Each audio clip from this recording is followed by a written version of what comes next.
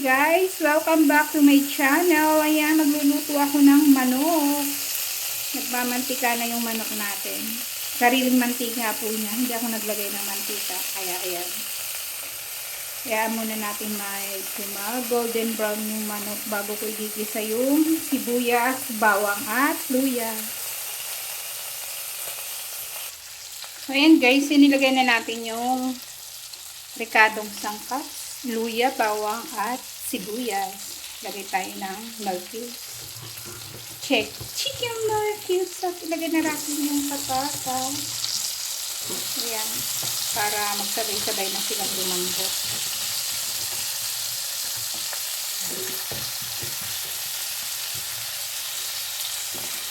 Mantika sa sarili niya. Mantika. Ayan.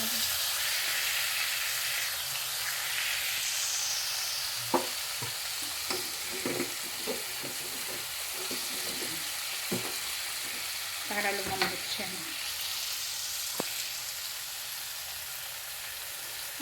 Tatakpan. So, ayan. Maglagay na tayo ng tubig. Isang basong tubig. Ayan.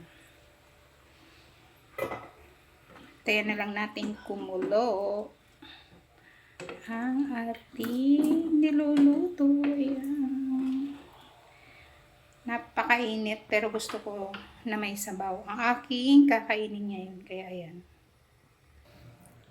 Ayan, tingnan natin kung ano na. Ayan, kulong-kulo na ang ating manok. Ilagay na natin ang pechay na sariwang-sariwa galing sa aking mini garden. Ayan. Malambot na yung patatas at saka carrots. Kaya ilagay na natin ang ating pechay. Ayan. Press na press po ito galing sa aking mini garden. Kaya yan ay ganyan. Hindi masyadong mataba kasi wala siyang pataba. Very organic yan. From my garden to ayan. To table. Lagay na natin. Napakasarap niyan. Kasi fresh na fresh ang ating pechay. Yan yung minsan na binlog ko na nagtanim ako ng pechay. Ngayon, ayan na, napapakinabangan na ang ating pechay.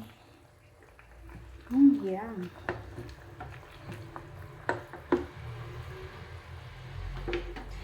Yun lamang guys, at luto na ang ating manok.